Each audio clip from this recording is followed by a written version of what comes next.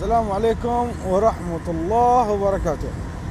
هذا هو الملعب العالمي الجديد الذي سوف تقوم فيه ألعاب الشان، ألعاب القوى الإفريقية.